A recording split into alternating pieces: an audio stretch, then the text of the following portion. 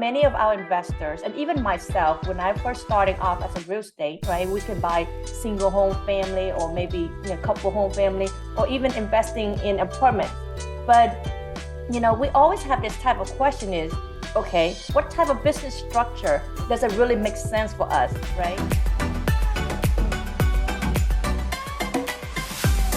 Welcome to DROX Investment Group Show, your source for apartment investment, operational strategies, and market analysis. Your host is Huyen Do, CEO and co-founder at DROX Investment Group, a Houston, Texas-based multifamily operator who has purchased and invested over thousands of apartment units and managed over $280 million in assets. Join us as Huyen Do interview experts from all over the country as they share their wisdom and inspire you to grow, invest, and to impact. Here is Huyen Do. Hi, everyone. Thank you for joining. This is DROX Investment Group Show, and today we are going to have an amazing guest. And many of you would always want to know what type of business structure should you be setting, and if you want to start investing, not just from real estate, but by maybe single home family rental. So today we are going to have this amazing guest. He owns his own CPA firm in Idaho for 13 years before moving to Arizona to join Provision back in 2006. He has been working with clients for almost 30 years to reduce their single largest expense each year. And guess what that is? It's your taxes, right? So he specialized in working with clients involved in real estate and other businesses. At Provision, they take proactive looks at taxes and way they can reduce. So everyone, please welcome Scott Snow. Hey, Len, thank you for having me. Hey, Scott, thank you so much for being here and taking your time. I know you're very busy. Great. Yes, and guys, so Scott is actually not new to our channel. He's also last year, he was also here. Also thank you for him. He's talking to us about what was it, Scott?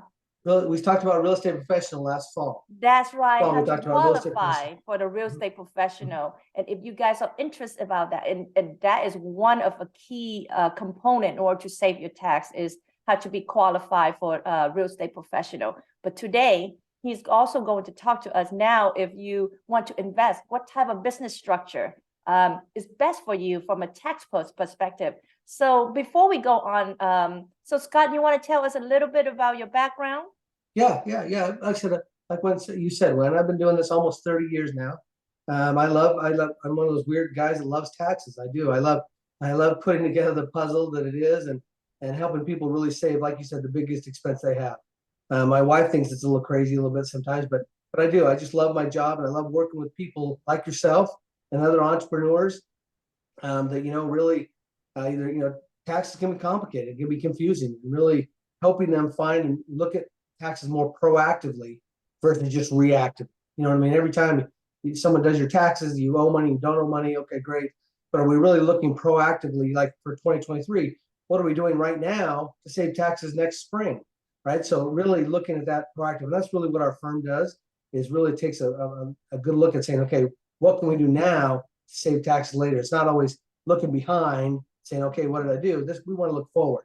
And so that's a big part of what we do is really just looking at what ways we can do to reduce taxes. Real estate professional is one of them.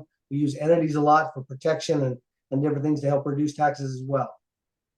Great. Yes. And I know Scott is very passionate about, he can talk about tax hours and hours. He's one of those guys. Yes. And you know what? Reducing your tax is basically your money. It's your own money. It's already, you just leaving it on the table, right? We just want to find a legally way. So Scott, many of our investors, and even myself, when I first starting off as a real estate, right, we can buy single home family or maybe couple home family, or even investing in apartments. But we always have this type of question is, okay, what type of business structure does it really make sense for us, right? So can you go over that? Maybe start from the most basic one to the more complex one. Yeah, let's do that. So First of all, you always want to make sure you consult with your attorney. I'm a CPA, and so I do taxes. I stay in my lane as that goes. But if you're going to work with entities and do set up entities, oftentimes working with an attorney is a good idea to make sure that they have this. Every state is a little different, and some of the rules are a little different in each state. But you always want to make sure you're consulting an attorney as you start working with entities. But let's just take the basic. Let's just start with the basic and kind of work our way up. If someone starts a business, you go out and buy a rental property and you have it in your own name. That is basically a sole proprietorship. I always use my example of a hot dog stand. If I go open a hot dog stand, I'm a sole proprietor. I have my business. That is going to be taxed. If it's a business, it goes on a Schedule C on your Form 1040. It's included with there. And that's where the tax is paid. And it also, if it's a rental property, it goes on a Schedule E, which is a rental property schedule. It's the only difference, but it is a sole proprietorship. Now, in a sole proprietorship, that income on your personal return, if it makes money, is taxed at your ordinary income level, whatever that is, whatever you're in the top bracket, the lowest bracket, whatever, that's the way that income is taxed. But from a business standpoint, when you have a business, there are some extra taxes, things like self-employment tax. Now, those don't really apply to rental properties. And we're going to kind of stay focused on the rental property side today and then using with real estate. But the idea, that's just a sole proprietorship. Now, there's no liability protection in that. If I have a rental property, it's in my own name, and my tenant gets mad at me and tries to sue me, I have exposure. They can sue me. I don't have any protection. And so there's over the years, they've graduated in different types of entities to help mitigate some of that. One of those is a partnership. Now, a partnership is very similar to a sole proprietorship in the fact, all it is, though, it's two people that own a property together. Now, when two people own a property, as long as they're not husband and wife in certain states, they usually have to file a partnership return. So there's a separate return that needs to be filed for a partnership. And that partnership then gives each one of the partners a form. It's called a K-1. Now that K-1 is each partner's share of the net income or loss from the partnership based on their ownership percentage that they then have to report on their Form 1040. And that's where the tax is paid again. Partnerships don't pay tax. There's no taxes paid with the partnership return. The income, they say, flows through to the 1040, and that's where the tax is paid. Now, that's kind of partnerships. Now, there are things called limited partnerships and general partnerships. And we'll talk a little about those when we talk about liability protection. But it's just general. A partnership is just two owners or two or more owners of something that then have to file a partnership return. Pretty easy. Good. Then you have the big one. What you're saying, just want to recap on that, is sole proprietor or partnership. From a liability perspective, you're not getting any protection at all, right? Correct. From a tax perspective, it's kind of like a pass-through, right? Correct. We call pass-through. Right. So, okay. So that is a mostly, very, if ordinary people, if we just want to invest in something, if you just want a quick and easy, that's probably the typical way to go. But however, that's what you mentioned is about liability protection right there. Okay. Correct. Liability protection. That's a big thing there. So as we talk about sole proprietorship, as I mentioned, there's no liability protection there. And in a partnership, I have no liability protection as well. But not only am I liable for what I do, I'm also now so liable for what my partner does. So there's actually an increase in liability exposure. If you have me and my partner have a rental property, and my partner absconds with a lot of money. Okay, well, I'm liable to lots of different things there. Because I'm in a partnership, I have actually more exposure than I do as even as a sole proprietorship. So, that liability exposure is a challenge. But as far as the income being taxed, both of those, sole proprietorship is not taxed at your 1040, and the partnership flows through, as you mentioned, pass-throughs and flows through your 1040, and that's where it's taxed on the 1040. Now, that's the basics. Now, when it comes to partnership, they do have things called limited partnerships and general partnerships. What we were talking about is a general partnership. Two owners or two or more owners owning something together. In a limited partnership, most of the partners are limited partners, but there has to be at least one general partner. Now, the limited partners, when it comes to taxation, is taxed. They're both taxed the exact same. They both are flow-throughs. But from a liability standpoint, in a limited partnership, a limited partner is limited to lose only what they've invested. That's all they can lose, right? So if I put in $10,000, if that thing goes south, I can only lose my 10 grand. I have protection against additional liability. But in a limited partnership, as I mentioned, there always has to be one general partner, and the general partner is liable for everything. Yes. So it being a limited partnership, that's pretty good. That gives you some liability protection. That's great. Being the general partner, not so much, right? Because that's a lot of exposure. But both those, the income flows through your 1040, and that's where it's taxed. But being a limited partner does give you at least some type of protection. So a lot of those, you see a lot of those in the real estate investment side, where there'll be limited partnerships in the multifamily units, and you'll be a limited partner, and you're limited to what you've invested. So you have protection, which is great. And limited partnerships have been around forever, a lot of years. And that's exactly what we do here in the DROX Investment Group. Is when we're setting up a project, like what you say, Scott, we were buying that multifamily apartments, right? We're setting up a limited liability partnership, and our limited partners, and this is what the key is, your liability is protection up to the amount that you invested in, right? They're not going to go into your personal and then go beyond that. It's only up to the amount you invest in.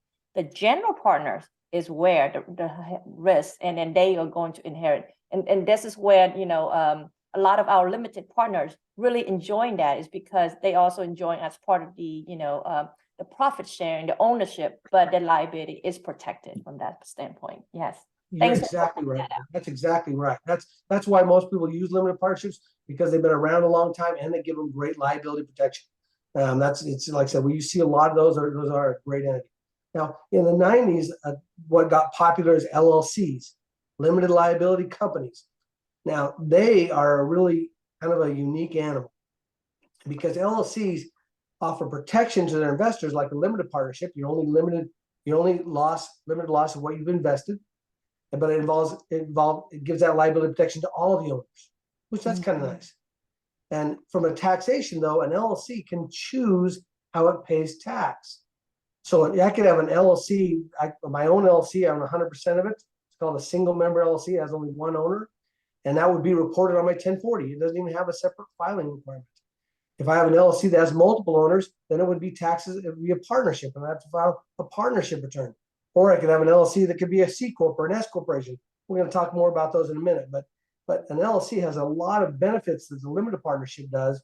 It gives you that liability protection we're looking for, but it offers that liability protection to everybody, not just the limited partners. So you see a lot of the LLCs that are very, very common in the real estate world as well. And you use that's kind of the entity of choice when you're just doing it yourself.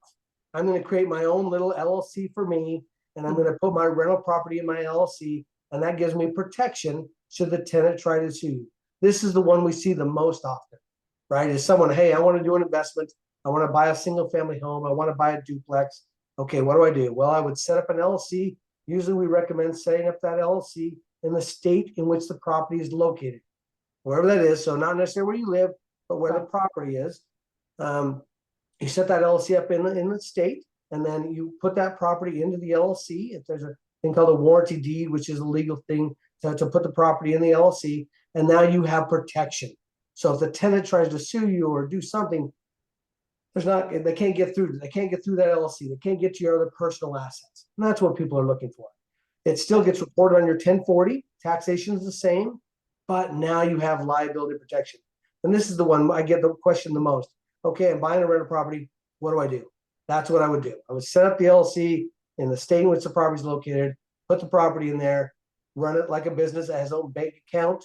It has its own, it pays its own bills. It does everything just like a separate company would, and then it gets taxed on your individual. Why do you recommend us to creating LLC at the state where the property is located? Great question, Lynn. Now, typically if a rental property, if the tenant were to try to sue you or try to bring a legal thing, those legal proceedings would be in that state where the property is. And so typically you want the LLC set up in that state according to the laws of that state, so it gives you that protection in that state. Because your state laws be maybe a bit different than the state in which the property is. Now, it still would give you protection, but there may be some loopholes or different things because each state's LLC laws are a little bit different. They're not all the same, unfortunately. So that's why we typically would set up the LLC in the state in which the property is located. So that way your LLC is set up according to the laws and the proceedings if something were to happen, that you would get that protection in that state. That's a great question, though. Okay, and I heard about, how some people want to recommend putting LLC in Delaware, things like that. Well, what's your thoughts on that? There are some ideas with that. Delaware was the first, and that's why the LLC is the longest, because that's where LLCs kind of were born, in Delaware. And that's more of on the legal side a little bit, but I don't, from one of my understanding, there's no additional benefit to doing that. Only because the laws have been around a long time, and some people, that means something to some people. But most of the time, like I said, we just set it up in the LLC in the state in which the property is located, and wherever that is easy to do. Now there will be some states require some annual filings of some forms to file with the state for your LLC. Typically, there's not a tax. I know California has an $800 minimum fee if you set up an LLC in California. So be aware of that. That's one that kind of catches people off guard a little bit if you're going to set up an LLC in California. And then some states, I think there's one up in the Midwest that has a $50 annual fee or something like that. But there are some filing requirements to each state for your LLC, not necessarily tax returns, just annual reporting filings. Good. Thanks for that. Okay, so that is the second step. If you want to get, what you're sharing there is at least is protecting, because in the United States, tenant, if they can find anything to sue you, you will, and that is your investment, right? Your hard-earning money. You want to invest. You want to be protected. So things, from a tax perspective and also from your liability. So always be very careful from the standpoint there. So what else? One attorney once said that every tenant is a future plaintiff, right? So you got to just want to make sure you're protected, because there can always problems arise and can have some challenges. So having some kind of LLC, limited partnership, something to protect yourself should there be some kind of legal proceedings. You want to make sure they can't get at your other assets, your stocks, your bond accounts, whatever you have. You want to make sure that that tenant can't get to you. So that's why that LLC or an LP, a limited partnership, is so important. Now, as we think and further down on other entities, as we think about business, a lot of people talk about corporations. Now, a C corporation and an S corporation, those are the two that we have that we see the most, or that there are. And a C corporation, when I think C corporation, I think like IBM or some big company that is a big corporation. It files its own tax return. It pays its own tax. It has no effect on the shareholders or the owners of the corporation unless the corporation should issue a dividend or pay out money that then you would pick up on your 1040. But it is its own, it has its own bank account. It pays its own bills, pays its own tax, files its own return. That is a C corporation. Now, C corporations have a little bit of an advantage.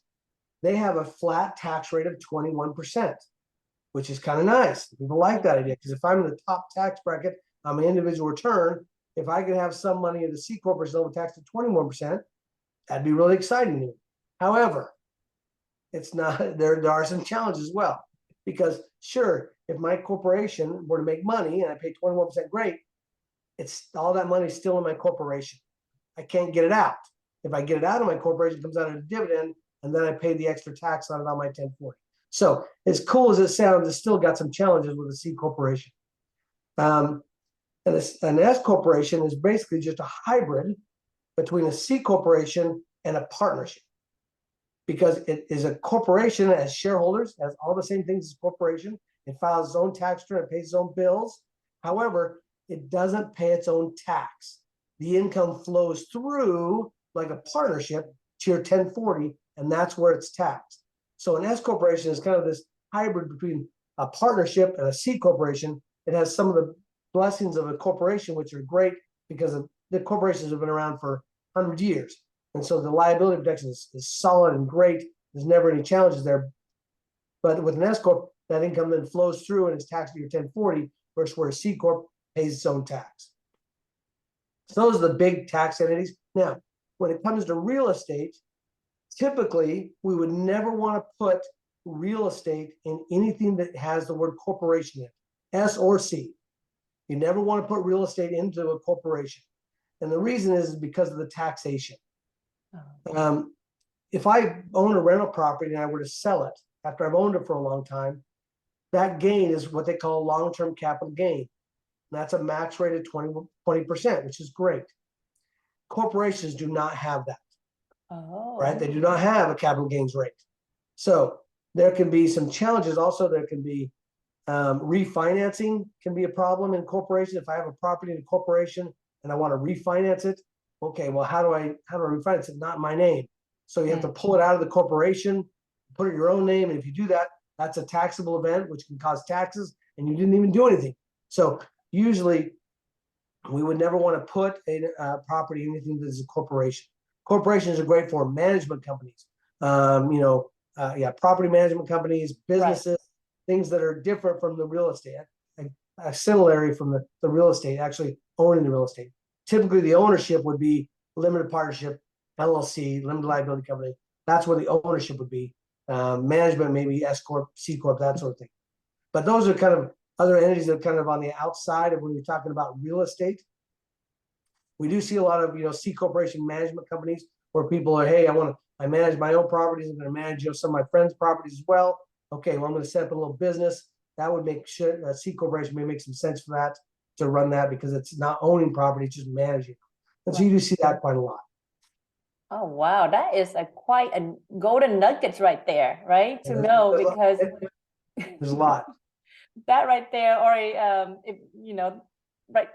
listening to this podcast, and then you're thinking about putting a C corporation, now you understand all the tax implication, especially when you try to use it as a rental real estate, then is a no right there, right? Yeah, because you can see, you can double tax and triple tax on capital gains, the dividends, and even to potential refinance as well. Thanks for that, Scott. Yeah. Yeah. So as you think about real estate, and for the people that are listening to this podcast, obviously you think about real estate, the idea of, hey, I want to make sure I'm protected. I always try to keep things as simple as possible as well. I don't like to, make things overly complicated. But, a simple LLC to own your property or to own your investment. Now, a lot of the investments that you provide, you do like limited partnerships. If I'm going to invest in one of the syndication type deal like that, it's a limited partnership already. So I'm investing in my own name. I can do that. I'm protected because of the limited partnership. I have protection there. So a lot of times you don't need an LLC for that type of investment. But if I'm going to do my own, I'm going to go out and buy a duplex or a home. That's where, hey, I probably should have my own entity to do that. And when we work with an attorney in your state to say, okay, hey, I want to set up an LLC or a limited partnership, something to give me some protection. That's typically the first steps that people need to do, because if they're just getting started, that's where you kind of start. Now, as you get more advanced, do some more advanced things, investors, there's things, holding companies and different things you can get into with LLCs that give you some extra protection. But right now, just getting started, just an LLC and to get something to put a property in is the best place to start. Yes. And of course, the more complex, always recommend before you start doing something, consult with your CPA, because very much so. Like what we mentioned before is proactively, right? You don't want to reactive and say after a couple of years later, you say, oops, I've been paying too much tax. It's very difficult. So you rather consult with your CPA, tax strategy of letting them know what you plan to do for that year, or, what you plan to do with that particular rental property, how long you've been holding on to that, and to help you on the tax. Again, those are your own money, right? Yeah. You're just leaving the money on the table. Now you try to find ways to legally in order to structure it so you can put more money in your pockets. Exactly. You're exactly right. Well, that's you're exactly right. People don't, and they need to be consulting their CPA and attorney at the front end of the deal. Yes. Because if they get into something and they also make a mistake, trying to fix things is always harder to fix than it is to say, hey, let's go proactively at the front of this and make sure we do it right at the start. That's what I see a lot of times. People come to me, they've done something and I'm trying to figure out a way to fix it. It's hard to fix things. If they'd come to me before they started, man, we could have set it up right at the first part. Yes. And what you mentioned right there too is just not from a tax, right? But it's also the asset protection that playing is one of the key thing is a role in choosing what type of business structure you have.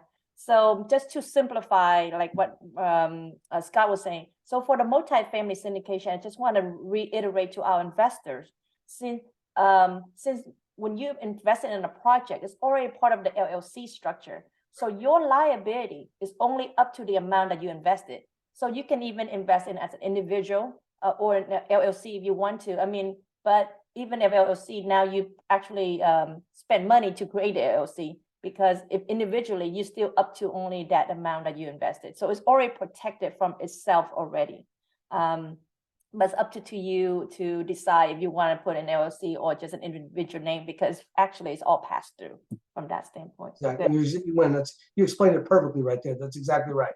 Because like I said, just an LLC, the syndications, they already have those type of, they already have protection. Some people like to put it in an LLC as well to give them a double layer. You see that a lot. But if you're really the LLC and those type of investments really come into play, if you're doing it kind of yourself and you want to set it up yourself, that's where you need to, hey, I need to have my own LLC. I need to have my own limited partnership. I need to have something to protect me should there be a problem. all right, good.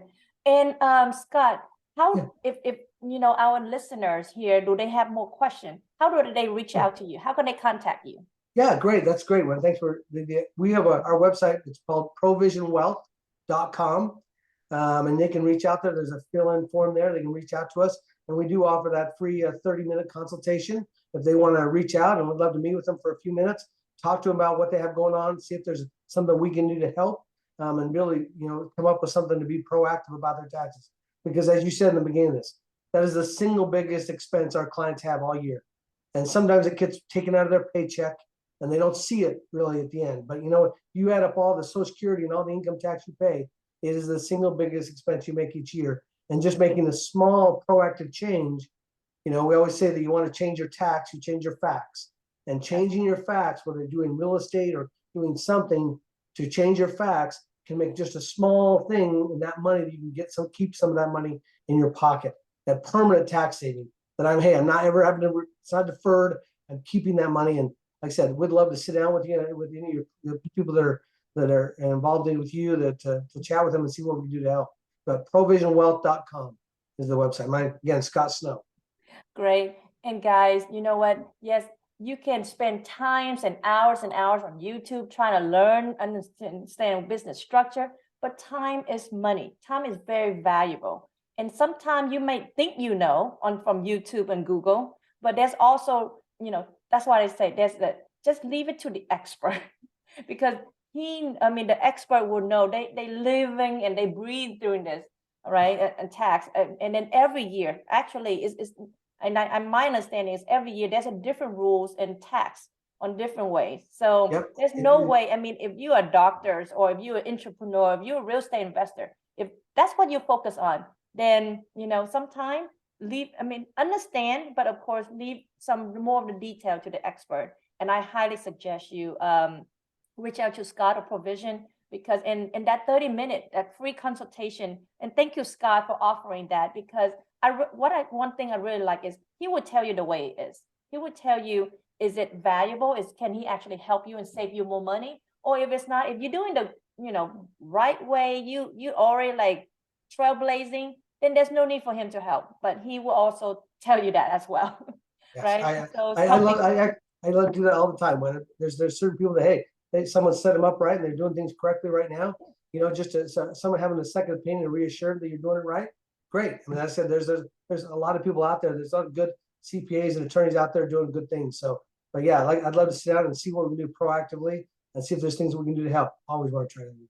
Awesome. And I know this is just a high level looking at the business structure and what's the best for you. But if you want more in detail, please reach out. And again, thank you so much, Scott, for your time. And I hope to see you back again on some other tax topics. I would love it. Thanks, Gwen. Have me back anytime. Thank you, everyone. Bye.